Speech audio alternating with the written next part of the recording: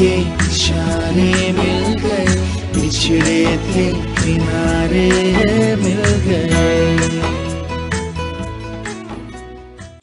जरा सा झूठ ही लिख दो कि तुम बिन दिल नहीं लगता, जरा सा झूठ ही लिख दो कि तुम बिन दिल नहीं लगता, हमारा दिल बहल जाए तो तुम फिर मुकर जाना।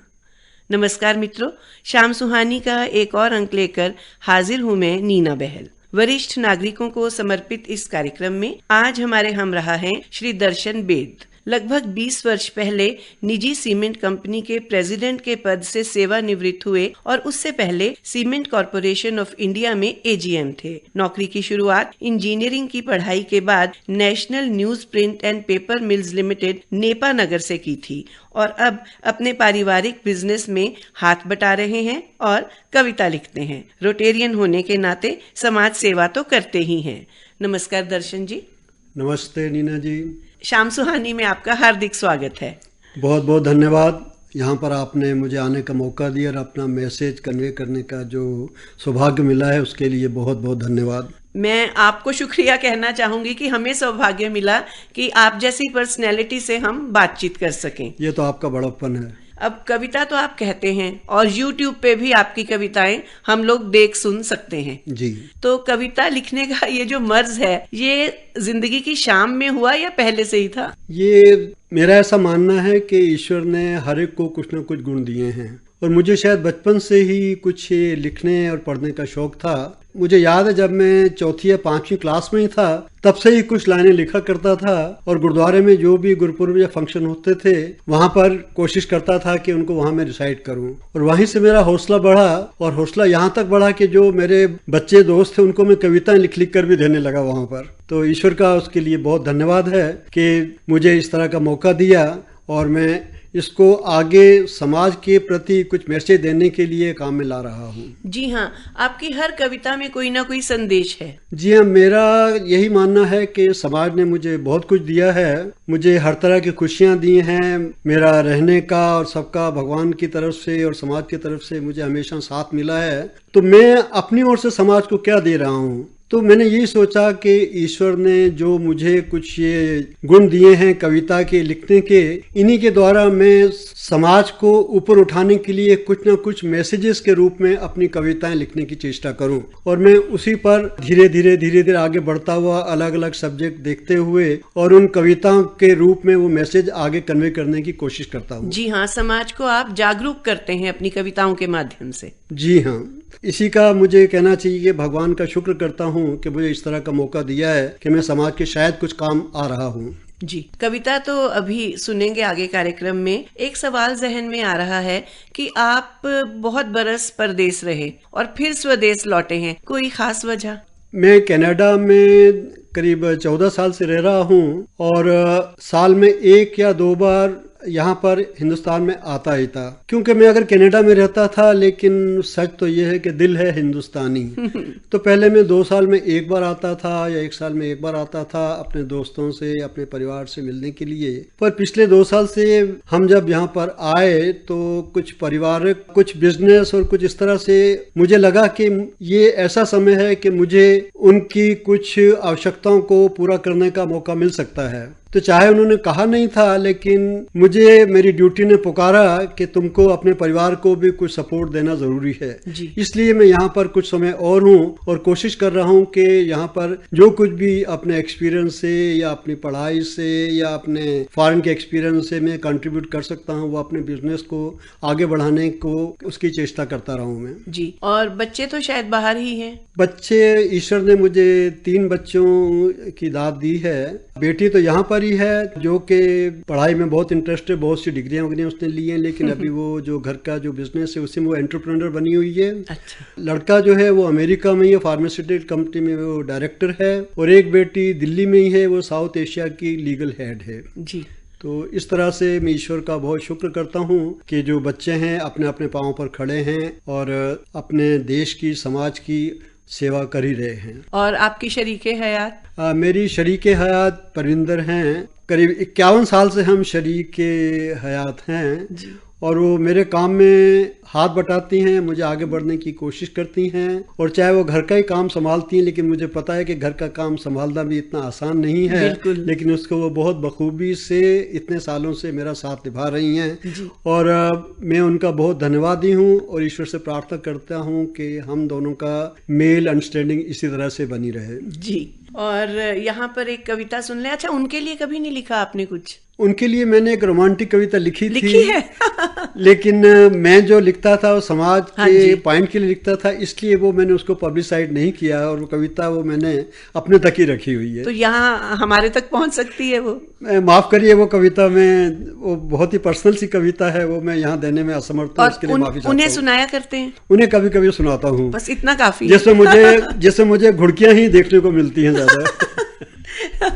चलिए अब फिर समाज से जुड़ी कविता ही सुनते हैं। ये कविता मैंने लिखी है, आपने देखा ही है, सुना ही है कि पानी का बहुत बड़ा प्रॉब्लम सिर्फ हिंदुस्तान में नहीं सारी दुनिया में आ रहा है। और अगर यही हालत रही तो कुछ सालों के बाद हो सकता है कि पीने के पानी के लिए भी हम लोगों को तरसना पड़े। वही विचार मेरे मन में आए और मैंने कोशिश की है कि एक कविता एक मैसेज के रूप में पानी के कंजर्वेशन के लिए वो मैं लिखूं, और मैंने उसकी चेष्टा की है और वही मैं प्रस्तुत कर रहा हूँ। उस कविता को मैंने नाम दिया है प्यासा पानी। भेंट है, जीवन की तो डोर है पानी, सांसों की है इस रवानी, रब ने तो बख्शा पानी ही पानी, ना कुछ कीमत अनमोल कहानी, आज नहीं तो कल तू बंदे, आज नहीं तो कल तू बंदे, तरसाएगा जिंदगानी, तरसाएगा जिंदगानी, जीवन की तो डोर है पानी। सदियों पहले प्यासे को पिला जल, शुक्र करता रब ने बख्शे ये पल, सदियों पहले प्यासे को पिला जल, शुक्र करता रब ने बख्शे ये पल, व्यापार बन गया पानी का नल, बोतलों में समा बर्फ भी गई गल, गंगा हुई मैली बिके उसका भी जल, गंगा हुई मैली बिके उसका भी जल, सेवा की सोच बन गई शैतानी, सेवा की सोच बन गई शैतानी, जीवन की तो डोर है पानी, आज नहीं तो कल तू बंदे, आज नहीं तो कल तू बंदे, तरसाएगा जिंदगानी, तरसाएगा जिंदगानी, जीवन की तो डोर है पानी।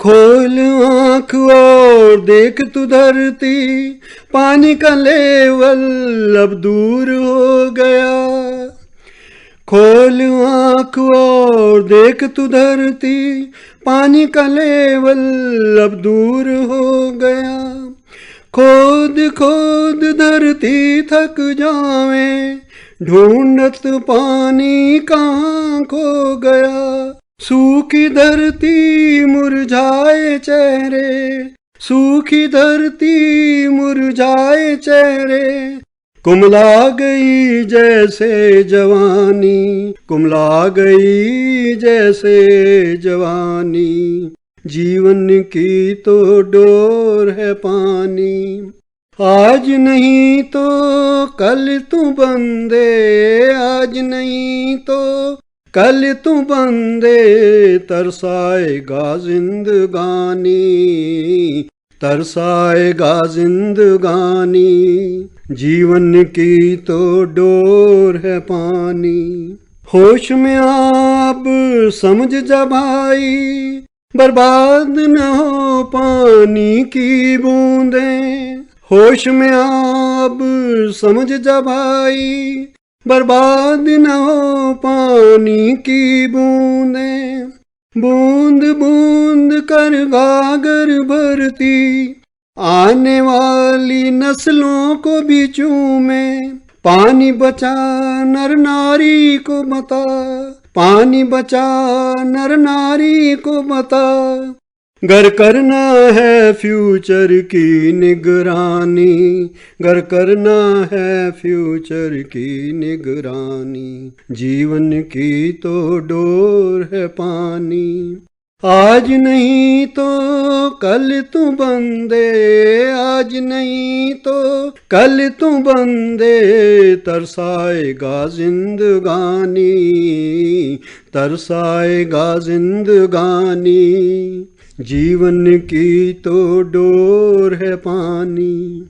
पेड़ कट रहे, जंगल घट रहे, पॉल्यूशन का है बोलबाला। पेड़ कट रहे, जंगल घट रहे, पॉल्यूशन का है बोलबाला। हवा में जहर, सागर में कहर, सुंदर दिन भी हुआ है काला। गर्मी बढ़ रही, बर्फ हिमालय गल रही, गर्मी बढ़ रही, बर्फ हिमालय गल रही। प्यासा हो गया आग से पानी, प्यासा हो गया आग से पानी। जीवन की तो डोर है पानी, आज नहीं तो कल तू बंदे, आज नहीं तो कल तू बंदे। तरसाएगा जिंदगानी, तरसाएगा जिंदगानी। जीवन की तो डोर है पानी। ढूंढे पानी चांद मंगल पर, जैसे धरती पे रहना अब दूबर। ढूंढे पानी चांद मंगल पर, जैसे धरती पे रहना अब दूबर। सागर बना अब पॉल्यूशन का घर, मछलियां तड़पे जिंदा रहकर। जागो लोगो होश में आओ, जागो लोगो होश में आओ। देर की तो भयंकर नादानी, देर की तो भयंकर नादानी। जीवन की तो डोर है पानी, आज नहीं तो कल तू बंदे, आज नहीं तो कल तू बंदे। तरसाएगा जिंदगानी, तरसाएगा जिंदगानी। जीवन की तो डोर है पानी, जीवन की तो डोर है पानी। सांसों की है इस रवानी, रब ने तो बख्शा पानी ही पानी। ना कुछ कीमत अनमोल कहानी, आज नहीं तो कल तू बंदे, आज नहीं तो कल तू बंदे। तरसाएगा जिंदगानी, तरसाएगा जिंदगानी। जीवन की तो डोर है पानी, जीवन की तो डोर है पानी। जीवन की तो डोर है पानी। धन्यवाद। बहुत बहुत सुंदर कविता, और इसका शीर्षक ही एक चेतावनी है, प्यासा पानी। और वाकई जीवन की डोर है पानी। आप अपनी कविताओं के द्वारा जागरूक करते हैं, बहुत से सामाजिक विषयों पे आपने लिखा है। तो कभी ख्याल नहीं आया कि पुस्तक के रूप में आप प्रकाशित करवाएं कविताओं को? ये ख्याल तो जो भी लिखना शुरू करता है उसके ख्याल में आता ही आता है, और मेरे भी ये ख्याल में बहुत दिनों से था। तो अभी मेरे पास इतना मटेरियल हो चुका है कि मैं एक किताब छपा सकूं, और मैं उस पर एक्सप्लोर कर रहा हूं। और मुझे उम्मीद है, और ईश्वर की अगर कृपा हुई, सद्बुद्धि दी, तो इसी साल मैं वो किताब छपाने की उम्मीद करता हूं। हमारी बहुत सारी शुभकामनाएं। धन्यवाद। दोस्तों, बातचीत का सिलसिला जारी रहेगा प्रायोजित कार्यक्रम हेलो हाईवे के बाद।